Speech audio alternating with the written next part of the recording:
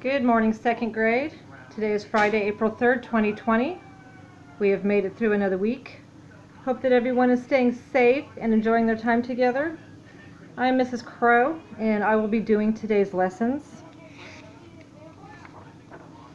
Let's go over the lesson plans in your packet for today. For ELA, watch any of the previous videos from the week to review for your writing. Our grades today will be the sense of taste and Shy the Unicorn. I will go over those in just a moment. You may also finish or complete your writings. And in math, we're doing a video, our paper today is called What Would You Use? I will be going over that in a minute. If you'd like, you may want to watch the number rock video in order to review before you start. Let's begin. A couple of words we've been using this week.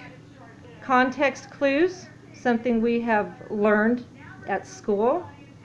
It's when we use a word or words you don't know while reading in a text to help you figure out a word you don't know. Text features, those are things you find while you're reading, whether it be photographs, captions, any bold words you might notice while you're reading. Bold words, as you remember, are words that are much darker than the rest of the text. Generally, that means that word's important, and you will need to use some context clues to figure out what it means. And main idea or topic, what is the reading passage all about? Let's review some tips for finding the topic of your reading. Here's a few things to consider. The topic will only be one or two words. The week before all of this began at school, we were reading a story called Baby Bears. The whole passage was about baby bears, different kinds of baby bears, where they lived, but the topic only had two words, baby bears. And it is the most simple form of explaining what that passage was all about. Next, ask yourself, what or who is the text all about? In that example, the whole story was about baby bears. And it is usually repeated. They will say the same thing over and over again.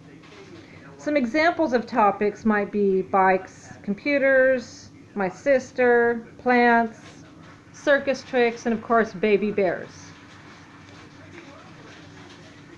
Now when you're reading, here's the best way to help you find the main idea. Before you read the title. It's always the best place to find a clue about what the main idea might be. What is the text about? And what is the topic? These are both questions you should keep in mind before you begin reading. While you're reading, look for and carefully read the text features. Remember, that would be any photographs, captions, bold words, things like that. Is the text fiction or nonfiction? If you remember, fiction is a story that's made up. Nonfiction is a story that is true. It is information, such as the baby bear passage. Look for the information, words, and pictures that are repeated. And after you read, think about the most important point about the topic. What details or examples back up and support the main idea? In our story Baby Bears, they gave us examples of several different types of baby bears. So not only was that repeated, but they were examples of baby bears. Our assignment for this week is a page that looks very similar to something you've been doing all week. This one, Shy the Unicorn, you will need a purple and a blue crayon, or a colored pencil, or anything you might have at home. You should read the story, read the questions, go back and read the story again before you begin to answer the questions. Make sure you underline or circle with the crayon where you found the answer in the text. We will do the same process with this side, your sense of taste. Read it, read the questions, read it again. And if you will notice, this passage comes with some text features. There's also a picture as well as a caption for that picture. Once you finish these 2 pages, take a picture, send it to your teacher so that she can take a grade. Let's move on to math. We've been talking about measurement this week. Let's review different types of measurement. A centimeter is metric, and it's about the width of your pinky finger. A foot is about the distance from your elbow to your wrist. A meter is about the distance from your fingertip all the way to your other fingertip with your arm stretched out. A yard is about from your wrist to your wrist with your arm stretched out. And an inch is the tip of your knuckle to, the tip of your thumb to your first knuckle, about this much. Now, you have this in your packet. You also have this in your packet. This was a printed meter stick. And if you'd like, you can cut all of these out, attach them end to end, and it will give you a meter. It should stretch from your fingertip to fingertip. And if you notice, right here, we said was 1 centimeter, about the width of your fingertip. You also have a ruler in your packet. These are inches. And if you notice, that inch is about the length of my thumb from the tip to the knuckle. 12 inches, 1 whole ruler equals 1 foot. Now, you've been practicing measuring things all week. Today, we're going to decide in your assignment, what would you use to measure it? You have all of these things on the bottom here: an airplane, a person, a skyscraper. For those who aren't sure what a skyscraper is, that's a very, very tall building. A car, flower, swimming pool, book, tree, cupcake, football field, pencil, and bed. So whether you have the paper ruler or you have a real ruler, you need to look at each of these individually and ask yourself, airplane, would I measure that just using inches? Would I use that whole ruler and measure the airplane in feet?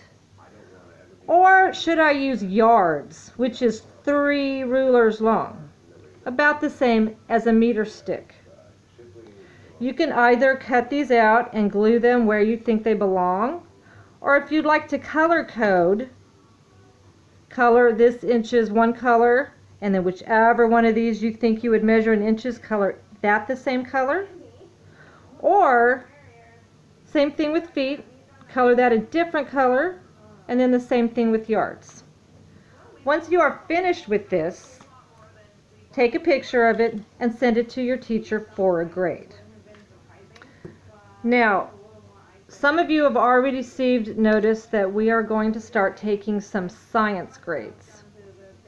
If you haven't received that yet, it is coming. To begin with, this passage you already did earlier in the week about capybaras.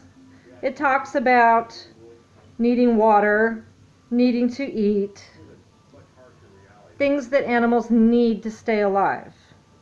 If you have not already sent a picture of this to your teacher, if you would please do that, we are going to take this for a science grade. Also, with your notice, you should have received a link to a video that's all about animal, plants, and needs. Once your child has watched that, just jot a quick note to your teacher through Remind or Dojo that they have watched that, and they will get a participation grade on that.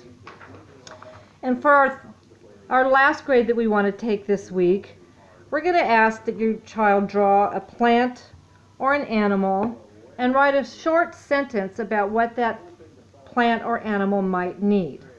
For example, maybe I will draw a plant. So I have my stem. Underground is all my plant's roots. My plant has leaves, and some plants have flowers. I know that plants need water,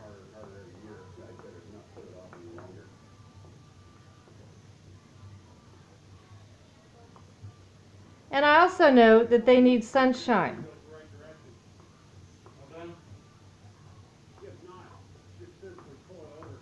Those are two of the things that plants need in order to survive.